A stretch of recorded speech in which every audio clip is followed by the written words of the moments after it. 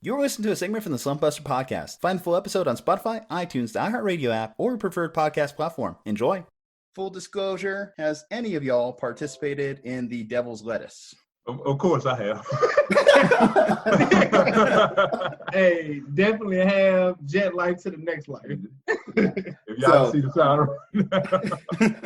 Unfortunately for me, I have a government job, right? A federal government job. So no, I can't. Even all the way through like high school and college, I never did. So that's what he says. That's what he says since we're recording here, you know. on the record, I've never done it before. So all right, we believe you, you know. I believe you. We believe you. I feel like it's a part of podcasting, you know, after watching Rogan for the last couple of years, it's like you have to smoke a little, you have to record a little, do a little bit of lifting. You're just trying to round out that Rogan, like, like family tree, whatever. Right.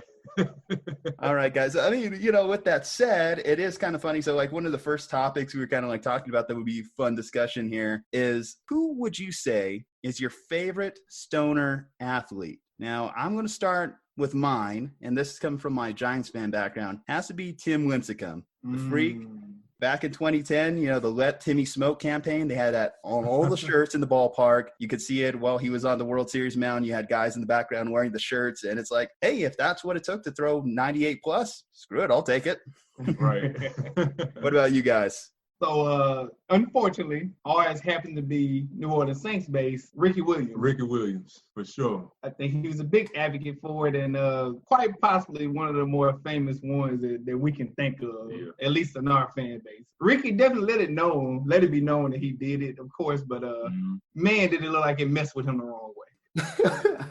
So my favorite athletes have to be J.R. Smith for one, right? Like all the hilarious memes after he grabbed that ball, right? And LeBron's looking at him like, what the heck are you doing, dude? Like, shoot the ball, bro. So that was one of my favorite moments. Who knows if he was really high in that moment? He looked like it. And then my other favorite athlete would probably have to be Nate Diaz, right? So MMA is my favorite sport. The Diaz brothers, I used to not really like them, but Nate's really grown on me, especially since the Carter fight and then, you know, the fight for the BMF belt. And they have like their own shop, right? Their own dispensary, but he still competes hard, does triathlons, all that stuff. So those two would be my picks. Now, I got to ask, so we posted a meme today. Do you think that Ricky Williams quote is real, that he got so high that he forgot that he was supposed to not get high before taking that test? I'm going to say, yeah. Absolutely. I think Ricky was higher than Cloud now. We got to solve this mystery, though. Like Dre was saying, do you think that JR was high in that moment, in that pivotal game 1 of the NBA Finals? Do you think that he was on the chronic? Do you think he was a little bit? Because, come on, how do you forget the time in that situation? How? The score, the time, everything. You just have LeBron there with the classic meme that, like, what are you doing, guy? I think that's the only thing that could constitute for him doing it. He had to be high. That's the only thing I could think of. Now, what he was on, if you're a true stoner, you definitely want to know whatever he was on. Because there's no way you can get on anything like that and not say, hey, this is it right here. This that moon rock or Tiva or whatever it may be. Too high than ever. I don't know, man. I don't know. I don't think he was. I think he was just nervous. And I know it's a cliche statement to say, but I think he was caught up in a moment. So that right there looked real, real bad. But hey, if everybody say he was high, then, you know, it is what it is. I think it makes it funnier if he is, though, right? So that's going to be what we roll with. He was so high, he forgot to shoot the basket. Right. Even if he wasn't, I would say just go ahead and say you are, because it at least gives you an out. It gives you like, this is what happened. I don't know if it's better or worse. I might say it's better. It might be something I could laugh about later, as opposed to you're just an idiot who forgot what the score was. That's what it was. And that's my biggest thing. If he's an idiot that forgot the score and just like took the ball from arguably the greatest player of our generation, like, no. He forgot the score and the time. Like, no. Let's not forget about that. Like, yes, I was high. I was on the best thing ever in life. What was it, man? I can't remember I was that high. Do you remember what you did the day before? I mean, one of the better ones that knows how to be clutch and, you know, handle his, you know, fair amount of it. Klay Thompson. They call him Smokey Bear, and he just, like, is draining threes. Like, I remember Game 6 of the Western Conference Finals against Kevin Durant's, like, Thunder team when he just went off. Yes. Now, if he had a little bit in his system during that moment, that would have put him as one of the all-time stoner gods. Hey, quick question. Did you ever take a look at Klay Thompson. I guess being a Warriors like go-to guy for interviews after the game. Well, what do you mean? Like, as far as like that's kind of like being his thing is like the main guy to go to? Yeah, so when he was injured, he was doing play-by-plays, and he was interviewing the players after the game was over with. Have you ever checked out any of those interviews by Klay? I have not, but oh my do God. tell. Like, oh my God, he looked like his mind. He really looked out his mind, but he looked so cool and so calm during everything.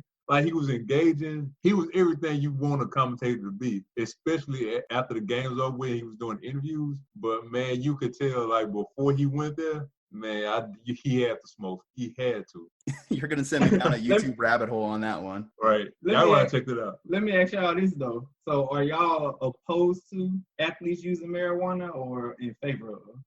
Okay, so for me personally, I actually am not opposed to it really all that much. Like, I think, hey, they should probably just legalize it around the whole United States anyways. You've already got states and cities that are doing it. What I would be a little bit opposed to is, depending on the sport, doing it like right before, right? Like, so football, if you're too relaxed and you get hit the wrong way, that's going to cause an injury. Same thing, I think, with like a lot of the fighting sports, right? So whether it's boxing, MMA, if you're in a combat sport, if you're, just a little bit slower, let's say your reaction time isn't as crisp, that could be the difference between, you getting knocked out and seriously suffering some damage versus, you being able to respond. So should you be able to do it like, right before a game or during a game? I think it depends on the sport, but like for basketball or golf or soccer, right? Like, I'm like, hey, just let them do it. They're making millions. They can do what they want. As far as myself, I don't care, but like Dre said, it has to be like anything. I wouldn't like to have the players just like straight up taking shots before the game either. But you have players like Percy Harvin who said they smoked before every single game. Yeah. We know Josh Gordon, who's probably another like all-time stoner athlete. Yeah. But, has to stay off the weed. That's been a 1 second, lady. I got to pause this conversation real quick to just say everyone here has to give me their best stay off the weed. Either one of you two guys. Okay, let me go. Let me go. Okay, go ahead. Just to clarify for our listeners, who's giving this one? Oh, this is Cary. All right. This is Cary giving it. Stay off the weed. All right, that's a solid one. I have to give that one at least a 9 out of 10. All right, let's hear it, Jerry. Stay off the weed. Okay. A little bit more tame. Okay. I'll still give you an 8. Now let's go with Dre. Your best stay off the weed. Go. Stay off the weed. All right, guys. What are we scoring, Dre? On this one? I'm gonna go at 8. 8? I'm gonna give him a solid 9. Okay, right there, okay. All right, let me go. Let me kind of like prep here. Just do some exercise. How now, brown cow? Stay off the weed. Okay. I'll give it like a 9.5. All right. I will take this. This is the best. This is the only time in my life I've been on a 9.5 on an out of 10 scale. So you know what? I'll take what I can get, guys. I'll take what I can get. That does bring up an interesting discussion because, in the new NFL CBA, they did pass like restrictions to lighten up on weed penalties. Now, with that said, there still is obviously suspensions attached. Do you think that even that standard is a little too high? That's a good one. I think the standard's a little too high. I think the NFL is trying to make sure they police everything and kind of regulate it because at the end of the day, they want the product to be top notch. So I think it's a little too high, but just like anything else, they're experimenting, trying to figure out that middle ground. Yeah, I mean, is there any testing at all in the NBA? Because obviously, like we said, there's like so many players that just kind of like it's just part of their day.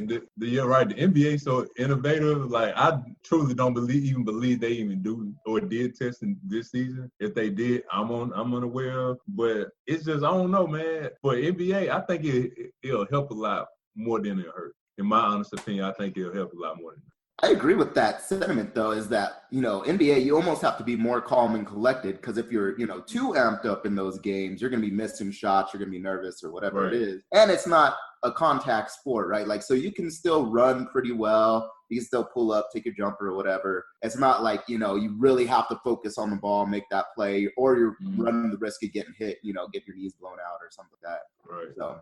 Now we're just going to make some guesses here. Are there any players that we don't know? They've never been suspended. They've never been caught. They've never been formally put out there. But we have that hunch. We have that kind of like guess that they might throw some names out there. Guys, I'm going to say Steph Curry. I mean, he plays right-hand man. So, I mean, you don't think that they've like just been chilling, like coming back from Oracle Arena and said, hey, you want like a puff? I mean, sure. Why not? And then, they went on to win championships. Right. And so I agree with that. I'll raise you Russell Westbrook and James Harden. Ooh. I mean, I could see James gain it, but he has to be careful, man. With that beard, he might catch fire.